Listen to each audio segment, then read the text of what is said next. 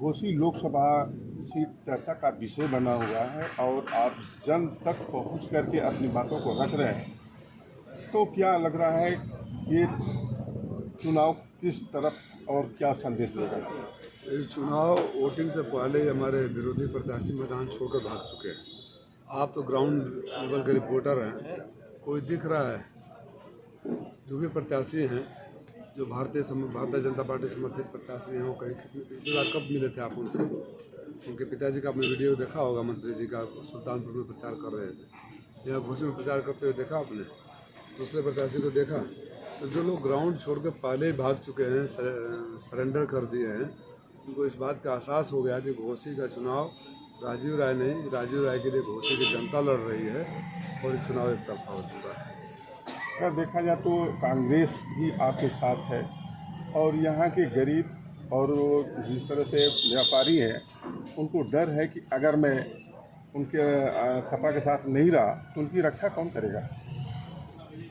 मैं तो पिछले 10 सालों से यहाँ का भाई और बेटा बनकर लोगों के साथ खड़ा हूँ और मैं आश्वासन देता हूँ गरीबों को। जब सरकार में था तब भी और सरकार में नहीं था तब भी मैं उनके साथ खड़ा रहा, खड़ा रहूँगा और डरने की कोई ज़रूरत नहीं है। ये लोग भारतीय जनता पार्टी आज एक मेरे को मैसेज आया, एक कोई फार्मासिस्ट हैं अस्पताल में, उनके खिलाफ भाजपा का कोई एक स्थानीय नेता ने चिट्ठी लिख दिया और कि वो राजीव राय के रिश्तेदार हैं। देखिए दहशत कहाँ तक है। मेरी कोई रिश्तेदारी नहीं है, अगर रिश्तेदारी साबित कर दें तो मैं राजनीति छोड़ दूँगा। मैं उनको एक दो बार फ़ोन में बात हुई होगी, किसी मदद के लिए जानता तक नहीं ठीक से, कभी आया मेरे यहाँ नहीं। लेकिन ये दहशत ऐसा है कि चुनाव आयोग ने संज्ञान लेकर कुछ कार्रवाई के आदेश कर दिए। ये वही चुनाव आयोग है ऋण विहीन, PN सेशन की आत्मा रो रही होगी, जो प्रधानमंत्री जी की उस तरह की भाषा पर भी संज्ञान नहीं लेता है। धिक्कार है ऐसे आयोग को जो किसी व्यक्ति के, किसी पार्टी के पॉकेट पर बन गया है। घोसी लोकसभा हमेशा उपेक्षा का शिकार बनता चला आ रहा है। यहाँ पे लोग कहते हैं कि विकास हो रहा है, लेकिन रोजगार से लेकर के शिक्षा अन्य तरह की सुविधाओं से वंचित है, केवल नाम मात्र का बस रह गया है। सही बोल रहे हैं। जिस घोसी की पहचान विकास पुरुष स्वर्गीय कल्पनाथ राय जी से होती थी, आज तक कल्पनाथ राय जी के नाम पर बहुत सारे लोगों ने राजनीति करने की कोशिश की। कुछ लोगों ने कल्पनाथ राय का दूसरा रूप भी घोषित कर दिया, लेकिन सच्चाई है कि सिर्फ रंग पोतन के अलावा यहाँ कुछ नहीं हुआ। हमारी सरकार थी तो मैं किसी पद पर नहीं था। ऑन रिकॉर्ड बताना चाहूँगा कि आजमगढ़ से मऊ तक जो 4 लेन पर आते हैं वो हमने बनवाई थी। जहाँ हम खड़े हैं, यहाँ का बिजली का अंडरग्राउंड केबलिंग की शुरुआत हमने करवाई थी। महिला अस्पताल का काम हमने करवाया था और विधानसभा में प्राइमरी हेल्थ सेंटर हमने करवाया था। सब स्टेशनों का अपग्रेड हमने करवाया था। लगभग 50 सड़कें दोहरी घाट मधुबन में परसों जा रहा था, दोहरी घाट से मधुबन जिन सड़कों को हमने बनवाया था उस पर गड्ढे पड़ रहे हैं। 8 सालों में कोई रिपेयर तक नहीं हुआ। और चिड़ैयाकोट से मधुबन तक का रास्ता, कितने रास्ता बना, सारे रास्ता आप लोगों को पता है। गिरिडीह का रास्ता, बहादुर वाला, गाजीपुर बहादुरगंज वाला मार्ग, ये सब हमने करवाया था।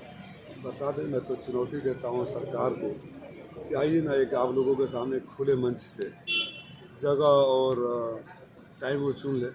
हम लोग जनता की इस बात पर जनता के बीच में जाएं कि आपने क्या किया है और हमने क्या किया है, और आगे घोसी के विकास के लिए आपके पास क्या विज़न है और हमारे पास क्या विज़न है। विकास नारों से नहीं होता, विकास भाषणों में नहीं होता। देखिए, हर जगह की आर्थिक, सामाजिक और भौगोलिक स्थिति अलग होती है, तो विकास भी वहाँ के हिसाब से बनना चाहिए।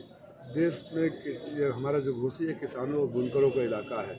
किसानों की हालत ये है कि जगह जगह रोज़ फसलों में, खड़ी फसलों में आग लग रहा है कि वो ट्रांसफार्मर और बिजली के तार जर्जर है। तो हमारे किसान गर्मी में आग बुझाने के लिए आग से लड़ते हैं और जाड़े में जानवरों से फसलों की रक्षा के लिए ठंड में मरते हैं। बुनकरों की हालत हुई होगी कि जिस देश में किसान 1 लाख आत्महत्या कर लिए, बुनकर पे आत्महत्या के कगार पर खड़े हो गए। तो ये बड़ी बड़ी जो बातें कर रहे हैं, ये लोग भी इंतज़ार कर रहे हैं कि कब आए। नौजवानों की भर्ती का देख लीजिए आप मऊ के पत्रकार हैं ना, आपके संज्ञान में मऊ में पिछले 5 सालों में कोई एक लड़का सिपाही में भर्ती हुआ, फौज में भर्ती हुआ, टीचर बना? इस तरह की सरकार जो नौकरी नहीं दे सकती, रोजगार नहीं दे सकती, उसको बेरोजगार करने का फैसला जनता ने कर लिया है। इस तरह से देखा जाए, ओम प्रकाश राजभर ने एक बयान दिया था कि अखिलेश और राहुल दोनों बच्चे हैं, इनको क्या मालूम राजनीति का। अच्छा, उनका जो बच्चा यहाँ चुनाव लड़ रहा था वो दिखाई दे रहा है क्या कहीं?